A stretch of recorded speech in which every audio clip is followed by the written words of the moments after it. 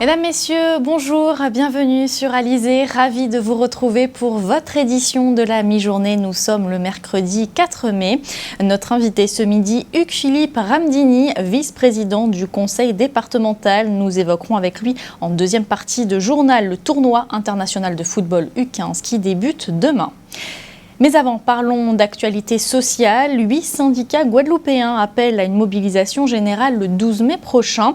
Ils demandent notamment le retrait de la loi El Khomri ou encore de meilleures conditions de travail dans le public et le privé. Et les syndicats qui appellent donc à se mobiliser le 12 mai devant les entreprises et les administrations.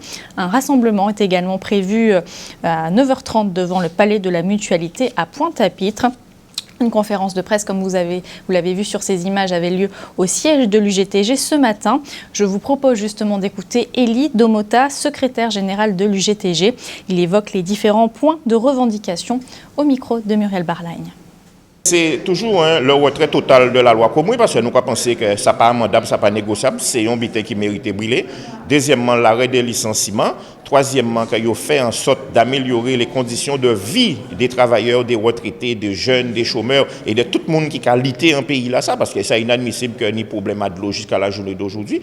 Que également la formation professionnelle et l'insertion professionnelle de la jeunesse, puisque aujourd'hui là, nous avons compte, nous avons un pays qui a 60% de demandeurs d'emploi qui ont moins de 25 ans et puis au moins 1400 à 1500 personnes qui ont quitté le système scolaire tous les ans sans qualification, sans travail et tout ça qui a gravité à l'endroit de la création de postes dans le secteur public, à l'arrêt des fermetures de classes, à l'arrêt des suppressions de postes, à la création de postes dans le secteur hospitalier et faire en sorte que le monde travaille ici.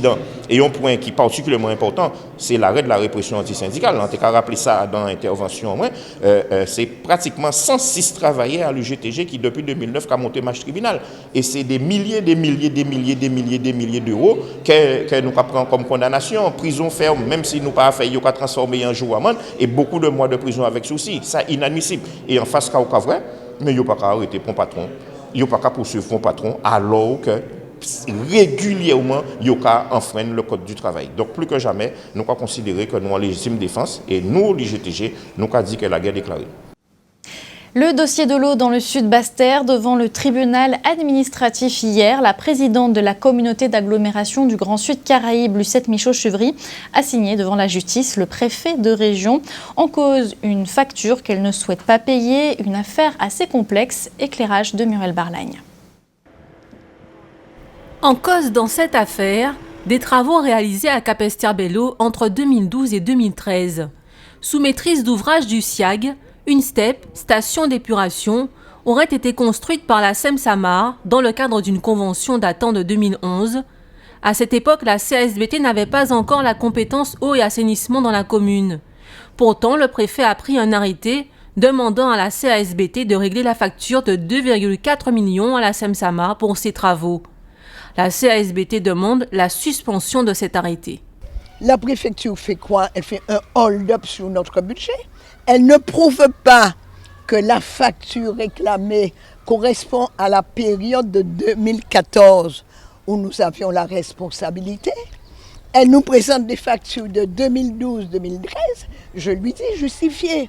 Et pour essayer, et j'insiste, de trouver une solution amiable, je dis à la préfecture, prenez un arrêté partiel de transfert, transférez-nous que la STEP, nous allons pouvoir exercer notre légitime droit de contrôle et nous allons pouvoir à ce moment-là vérifier si les travaux exécutés entre SIAG et SEM-Samar sont conformes aux règles de l'art, s'ils ont respecté toutes les directives européennes et nous allons payer. La préfecture joue ici à un hold-up. L'affaire a été mise en délibéré. L'ordonnance prise dans les 7 jours sera une décision provisoire jusqu'à ce que l'affaire soit jugée au fond. Éducation à présent avec le Premier ministre Manuel Valls qui a annoncé hier le montant de la prime annuelle des enseignants du premier degré. Comme leurs collègues du second degré, les professeurs des écoles toucheront une prime de 800 € supplémentaires en plus des 400 €. Comment cette mesure a-t-elle été accueillie ici en Guadeloupe, notamment chez les syndicats? Réponse dans ce reportage de Marion Bordier. La prime des enseignants du premier degré pourrait passer de 400 € par an à 1200. Elles seraient ainsi alignées sur celles de leurs collègues du second degré. Les enseignants du premier degré qui vont pouvoir bénéficier de cette prime qui n'est pas une augmentation de salaire. Donc il ne sera pas capitalisable évidemment pour la retraite. Donc évidemment tout ce qui peut contribuer à améliorer le niveau de vie des personnels est toujours intéressant. Donc on ne peut pas dire que c'est une mauvaise chose. Certes, les conditions nous paraissent parfois un peu floues. Il y a aussi quelques garanties que le gouvernement doit apporter. Cette mesure, annoncée par la ministre de l'Éducation, Najat Vallaud-Belkacem, vise à améliorer la carrière des enseignants du premier degré, qui sont près de 3000 dans l'archipel, d'ici 2020. Le dispositif aurait tout de même un coût, pour l'État, 300 millions d'euros.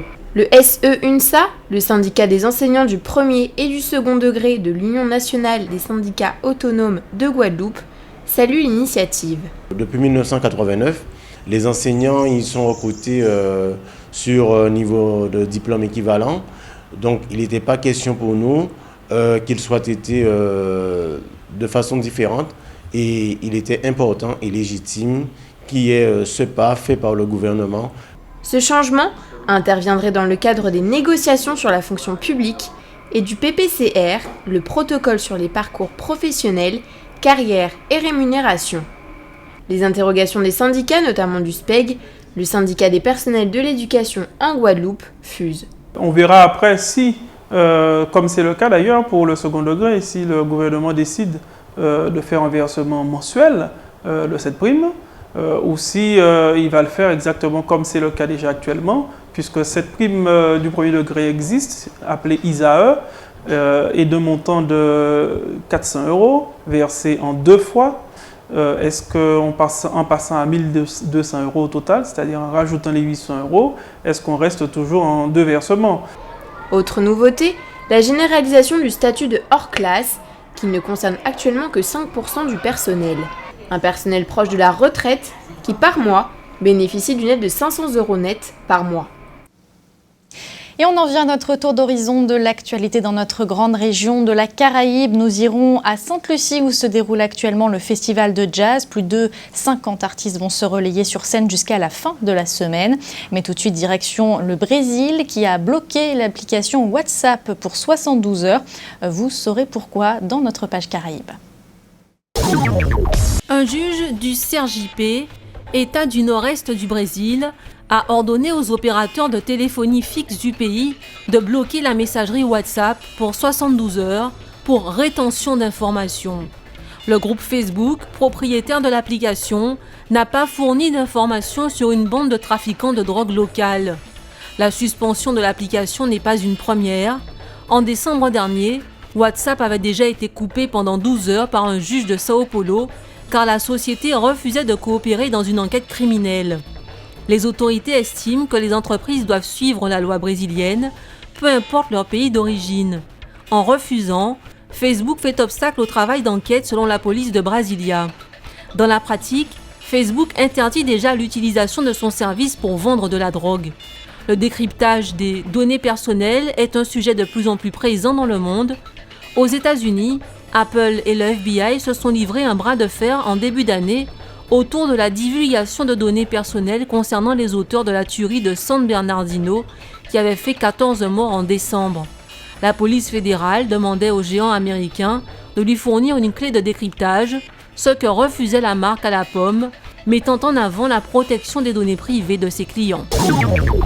Haïti figure parmi les 34 pays les plus menacés par les catastrophes naturelles, selon le World Risk Report 2015, l'indice mondial de l'environnement et la sécurité humaine, réalisé par l'Université des Nations Unies.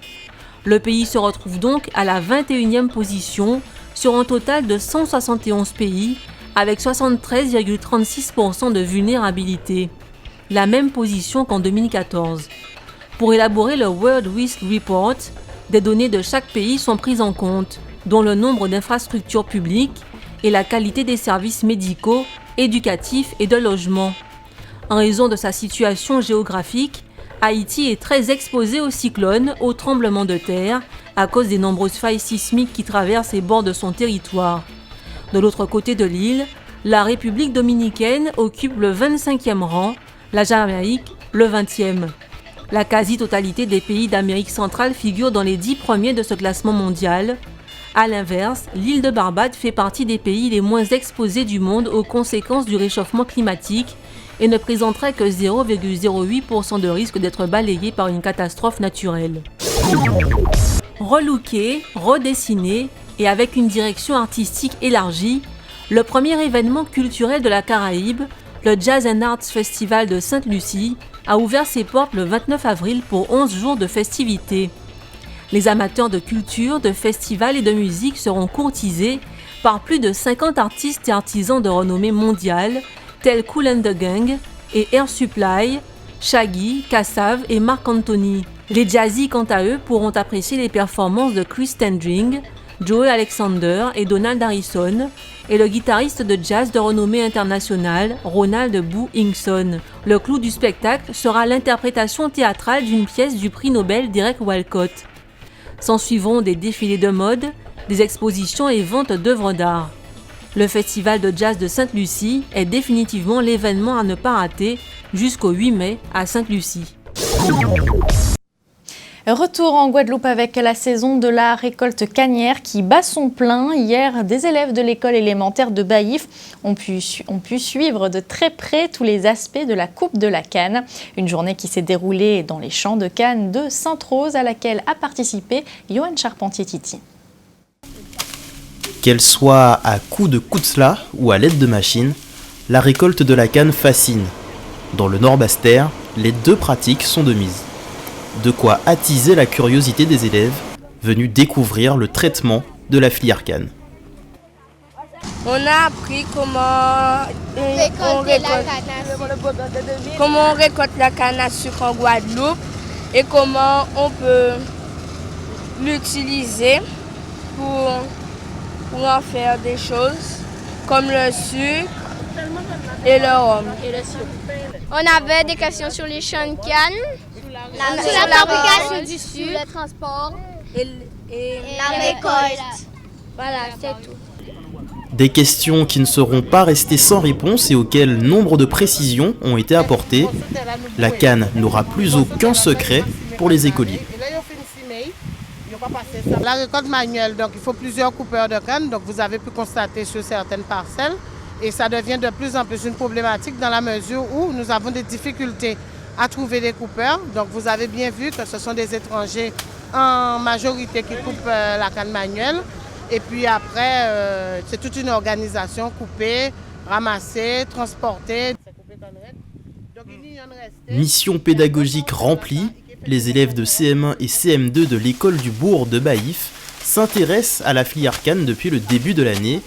La visite du jour permet d'ancrer leurs connaissances.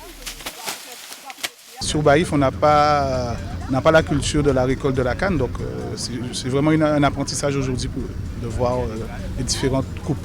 Ils consomment de façon quotidienne le sucre de canne, donc c'est quand même intéressant de voir tout le travail qui est en amont avant que le sucre n'arrive au petit déjeuner, je dirais.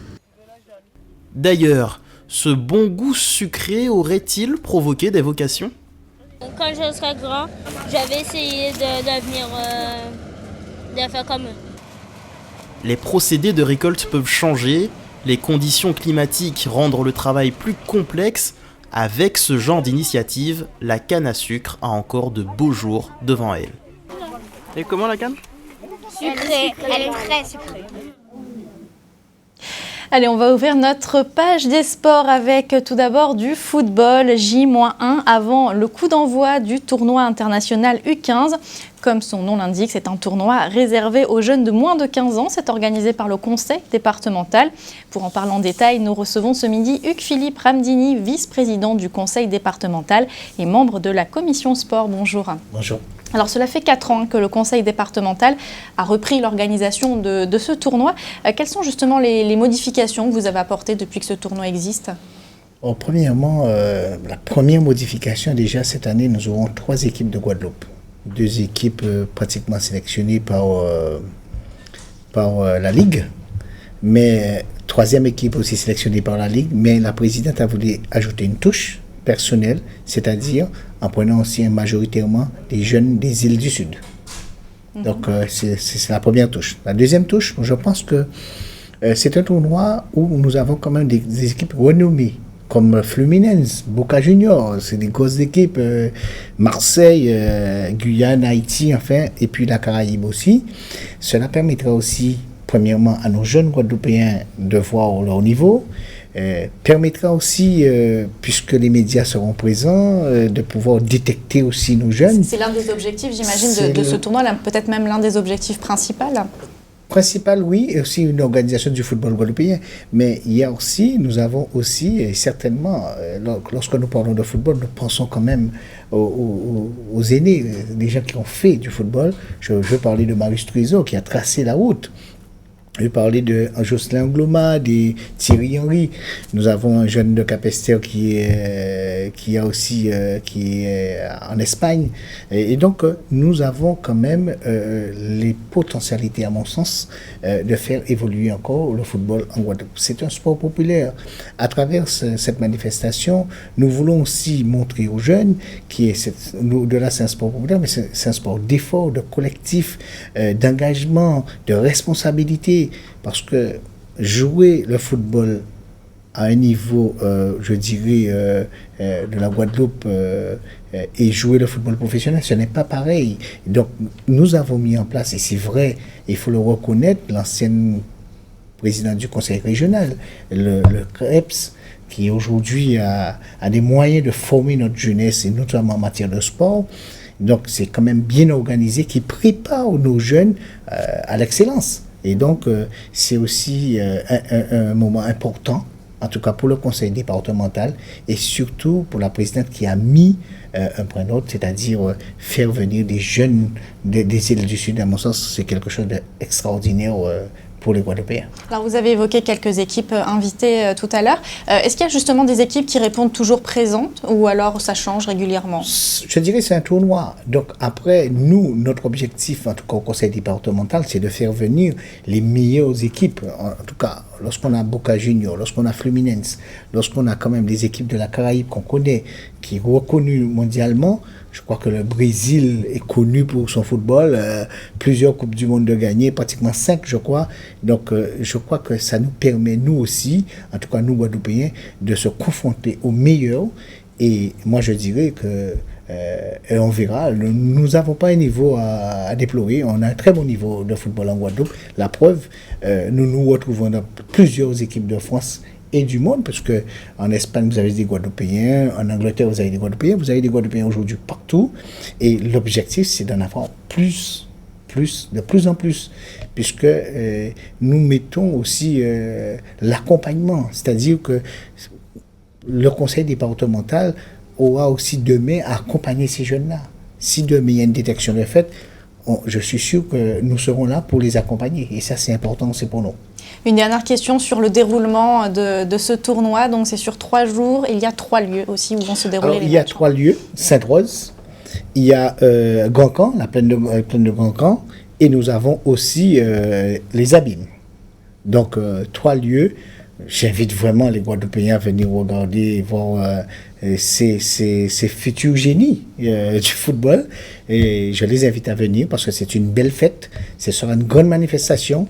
Et je crois que nous avons mis les moyens pour faire venir les Guadeloupéens. Nous avons mis les moyens pour que ça soit une belle fête. Et au moment où on parle de difficultés en Guadeloupe, je pense que ce sera un moment féerique, à mon sens, au moment footballistique de la Guadeloupe. C'est un moment fantastique.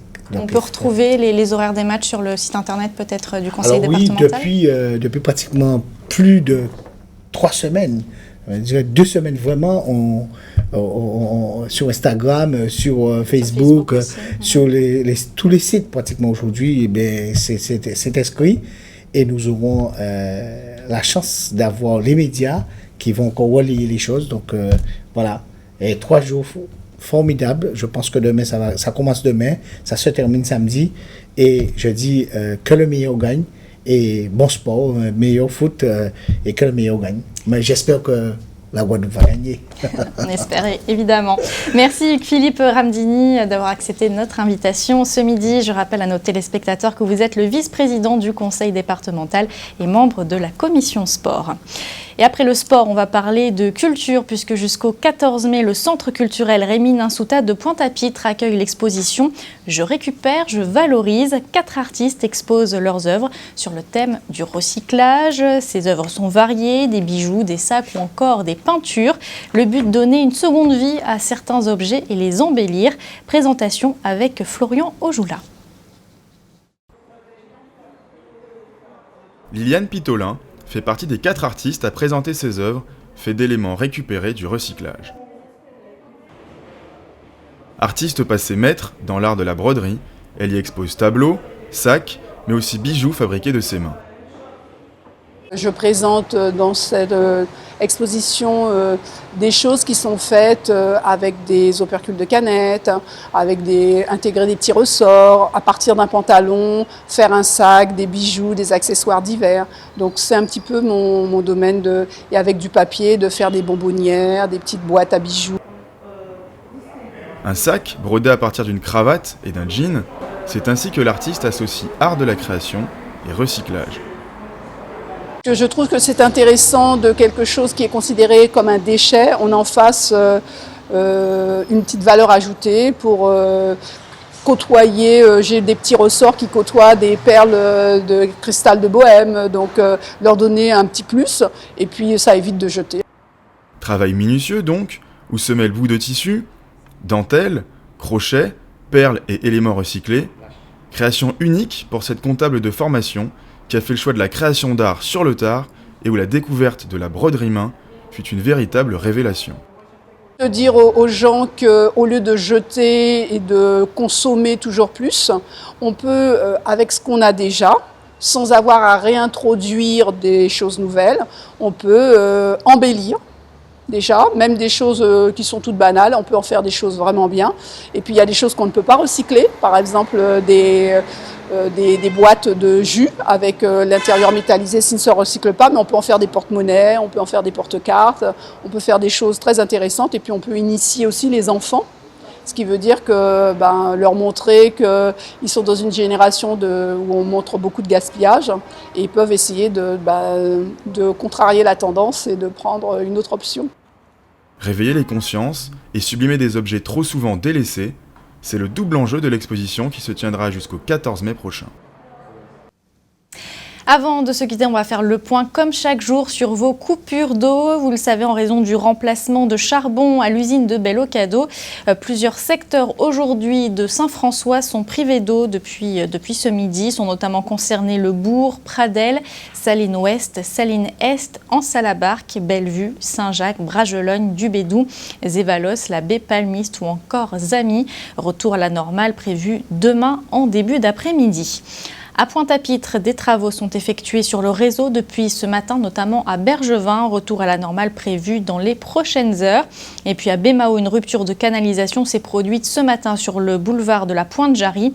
Retour à la normale prévu en début d'après-midi.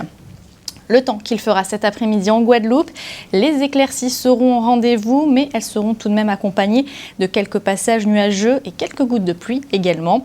Les températures seront comprises cet après-midi entre 28 et 31 degrés. C'était le journal d'Alizé. Merci de l'avoir suivi. Dans quelques instants, l'actualité nationale et internationale. Je vous retrouve ce soir à 19h pour votre édition locale et régionale. En attendant, bon appétit et très bon après-midi sur Alizé.